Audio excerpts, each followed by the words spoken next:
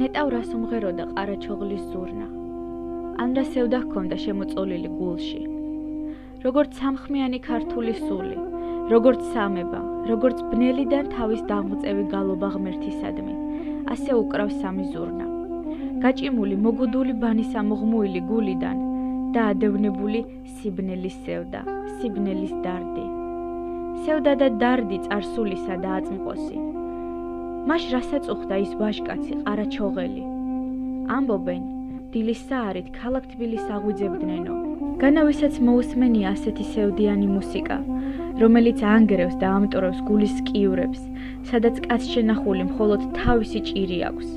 მოუნდება ასე სევდიანად გაიღვიძოს? არა მგონია. მაგრამ ალბათ ჯერ უნდა გაგეღვიძოს და მერეს თქვა, როგორ გაიხედები ფანჯრიდან. ყველა მუსიკალური შედევრიც ხომ იმიტომაა შედევრი, რომ ყველას გულსას წვდება და ყველას ყურს ესმის. დილისა არის საქართველოა.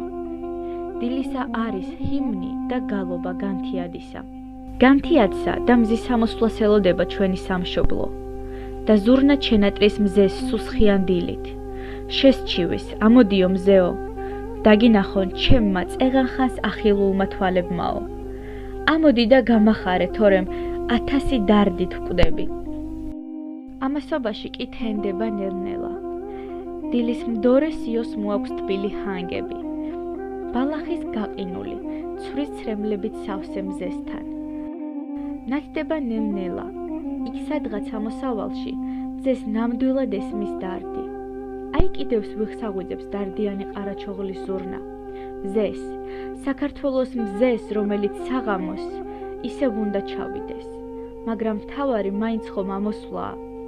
ოხ როგორ ეხვეწება ზურნა მზეს. იქ სადღაც კი ტკბება მანათობელი, ნელ-ნელა უფრო ნათდება. ზურნა კი იწმენს ცრემლებს. შველელის მოლოდინში იჭიმება და ხმას იმაღლებს დაბოხებული ბანი, გაბრაზებული ბულბულია ზურნა, დაჩაგრული.